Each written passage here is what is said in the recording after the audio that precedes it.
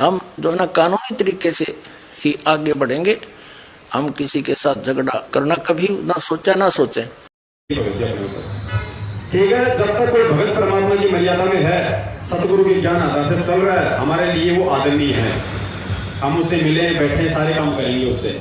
लेकिन जिस दिन लगा कि ये भगत परमात्मा की मर्यादाओं से खिलाफ है, भगत जी को कुछ नहीं लगता, ये नेपाल से भगत आत्माएं आई हैं, ये मेरी कोई रिश्तेदार थोड़ी यहाँ पर हमारी, कभी मिले क्या अपने इनसे? कभी बहुत से शक्ल आज देखी है, फिर भी इनको एक अदृश्य शक्ति यहाँ खींच के लाई है।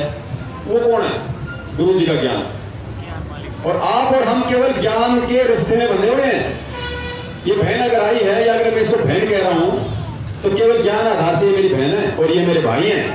कल को अगर ये परमात्मा से हटे, मेरे लिए कुछ नहीं है, शकल नहीं देखूंगा मैं इनकी। केवल परमात्मा के पीछे चलना है, तब ही यहां से भगत जी बेड़ा पार होगा, परमात्मा प्रसन्न होगा। और जब परमात्मा दया करेंगे, जब ऐसा कोई समय आएगा कि संगत समझ गई परमात्मा की दया हो रही है और परमात्मा उस समय देखो प्रेरणा करेंगे, तो भगत जी कानूनी कार्रवाई भी होगी। बाकी आज भगत जी दास की तो देखो औकात है नहीं। दास तो पानी पतासे का ठेला लगाता है, पानी पतासे का ठेला लगाता है।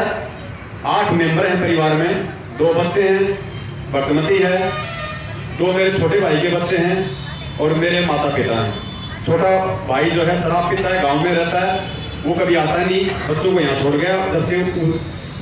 जब से उसकी भक्तमती सत साहिब, हेलो हेलो यहाँ पकड़े, हेलो हेलो, नाम परमात्मा ने सब कुछ दिलवा दिया था, लेकिन उनकी शराब नहीं छूटी भाई की। तो परमात्मा दया करेंगे, जब ऐसा कोई समय आएगा कि संगत समझ गई परमात्मा की दया हो रही है और परमात्मा उस समय देखो प्रेरणा करेंगे, तो भगत जी कानूनी कार्रवाई भी होगी। बाकी आज भगत जी दास की तो देखो औकात है नहीं। दास तो पानी पतासे का ठेला लगाता है, पानी पतासे का ठेला लगाता है। 8 मेंबर हैं परिवार में, 2 बच्चे हैं, वर्तमती है, 2 मेरे छोटे भाई के बच्चे हैं और मेरे माता पिता हैं। छोटा भाई जो है शराब पीता है, गांव में रहता है, वो कभी आता नहीं, बच्चों को यहाँ छोड़ गया। जब से उसकी भक्तमती सत साहिब, हेलो हेलो यहाँ पकड़े, हेलो हेलो, नाम परमात्मा ने सब कुछ दिलवा दिया था, लेकिन उनकी शराब नहीं छूटी भाई की। तो ये हमारा लास्ट पुण्यात्माओं परसों तक का मैटर है। परसों तक का ये लास्ट मैटर, यानी आज तारीख है 4 है या 3 है, ये उससे 2 दिन पहले का मैटर है। ये इतनी बातें हमारी यहाँ पे सब कुछ हुई हैं। उसके बाद में पुण्यात्माओं मेरे घर पे एक एलईडी थी। वो एलईडी क्या थी वो भी मैं आपको बता देता हूँ। शुरू में जब संजय ने, हम लोगों ने मिलकर गुरुजी की जमानत के लिए कुछ पैसे इकट्ठे किए थे, तो उन पैसों में से मैंने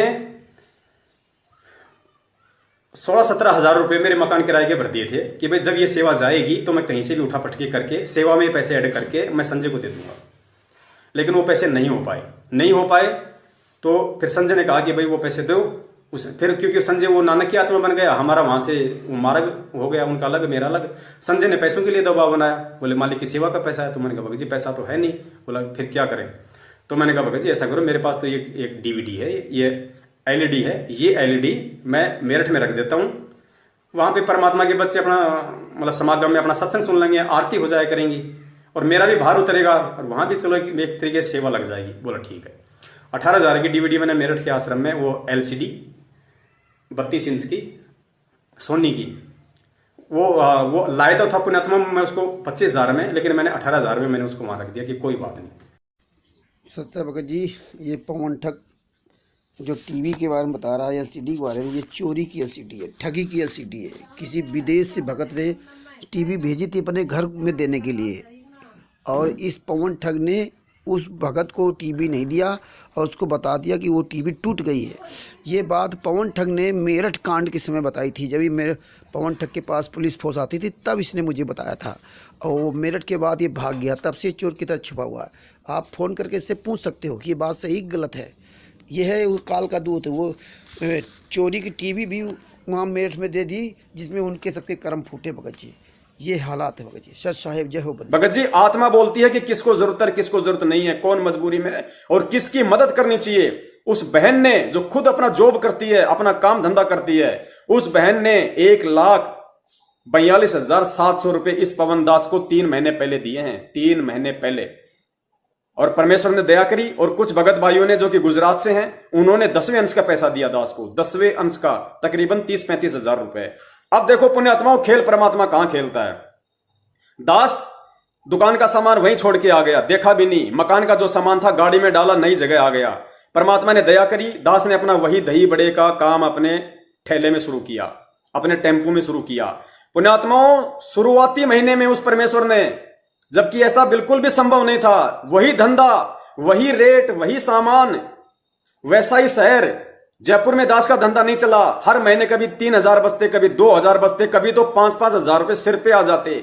मेरठ में आया तो थोड़ी सी राहत मिली कि अपने घर का खर्चा चला के 10,000 रुपए मुश्किल से दास किसी भगत को दे पाता था, बड़ी मुश्किल से। वो भी 6-7 महीने बाद मेरठ में मेरा धंधा चला, जिसमें मेरा घर खर्चा काट के मैं 10,000 रुपए किसी को देने लगा। लेकिन वहां से परमात्मा ने उठाया और उन पुण्यात्माओं का वो नेक कमाई का पैसा जो उन्होंने इस दास को भेजा, और दास को वास्तव में मजबूरी थी, वो 10वें अंश का पैसा उस भाई ने भेजा सेवा समझ के, और वास्तव में वो 10वें अंश का एक एक पैसा सही काम में लगा। परमेश्वर ने दया करी, शुरुआत के महीने में ही परमात्मा ने प्रॉफिट देना शुरू किया। और पुण्यात्माओं, आज मेरठ से आए हुए दास को 4 महीने हो गए हैं। परमेश्वर ने लगभग परमेश्वर ने 1 लाख से ऊपर रुपया भगत भाइयों का वापस करवा दिया। जो दास के जो कर्जा मांगते थे, कानपुर से रामचंद्र जी हैं, और भी भगत भाई हैं, एक वो रणजीत भगत जी हैं हरियाणा के झज्जर वाले, पिछले 2 महीने से 10-10 हजार रुपए उनकी किस्त जा रही है। जयपुर से अपने कजोड़ भगत जी हैं, 10-10 हजार 9-9 हजार रुपए 2 महीने हो गए, उनकी जा रही है किस्त। और बीच बीच में जितने भी भगत भाई थे, जिनको हमारे एक आदरणीय भगत भाई रामचंद्र जी ने फोन कर करके कहा कि पवन को परेशान करो, पवन से पैसा मांगो, जिन्होंने बेचारों ने आज तक नहीं कहा, लेकिन उसके चक्कर में आके अपने कर्म फोड़े, जो मुंह नहीं खोला, उसके कहने में आके पुण्यात्माओं, जो आदमी सरकारी टीचर है, जिसकी 40,000 से ऊपर तनख्वाह है, खुद का मकान है, खुद की गाड़ी है, वो रो रहा है कि भगत जी मेरे पास तो 1 रुपया भी नहीं है, मैं तो बड़ा परेशान हो गया। वो पवन दास हमसे 2 साल पहले 10,000 रुपए लिए थे, आज तक नहीं दिए। ऐसे ऐसे लोग पुण्यात्माओं, और ऑडियो बना के डाल रहे हैं दास को बदनाम करने के लिए, सिर्फ रामचंद्र भाई के कहने पे।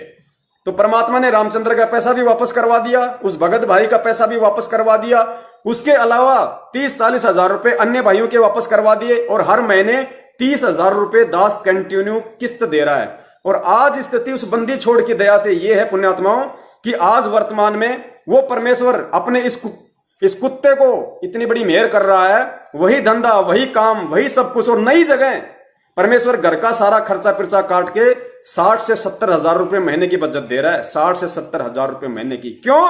क्योंकि दास को मजबूरी थी, और परमेश्वर की जिन आत्माओं से परमात्मा ने पैसा दिला दिया, वो उनकी नेक कमाई का पैसा था।